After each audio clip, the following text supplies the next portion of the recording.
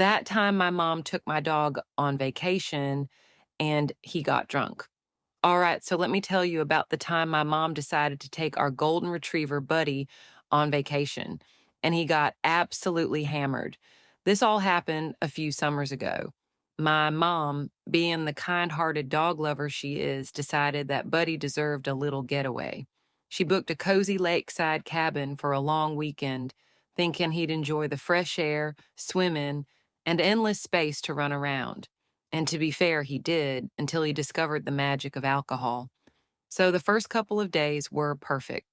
Buddy was having the time of his life, splashing around in the lake, rolling in the grass, and charming every other guest at the cabin resort. My mom even took a ton of pictures of him looking majestic by the water, tail wagging, tongue out, living his best life. Then came Saturday night when my mom invited a few of her friends over for a little bonfire. They had a fire pit set up right by the lake, a cooler full of drinks, and a speaker playing some 80s throwbacks.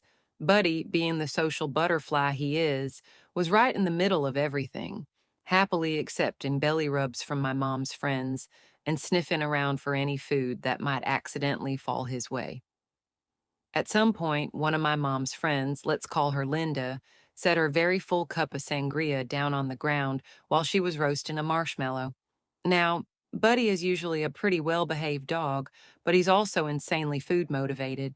And I guess the fruity smell of the sangria was just too tempting for him, because before anyone realized what was happening, he had his entire snout in the cup, lapping it up like it was the nectar of the gods.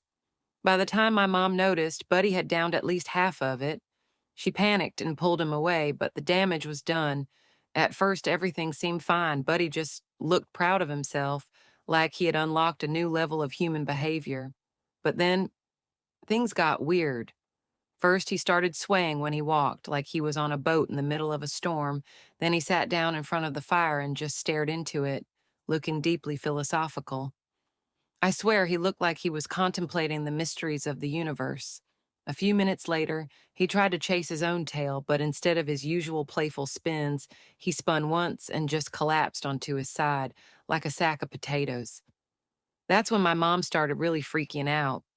She grabbed her phone and called the vet in a panic. Meanwhile, Buddy was rolling onto his back, paws in the air, looking entirely unbothered by the fact that he had just consumed alcohol for the first time in his life. The vet asked how big he was and how much he had drank, and after some quick math, they reassured my mom that since he was a large dog and it was a low alcohol drink, he'd probably just be very sleepy and maybe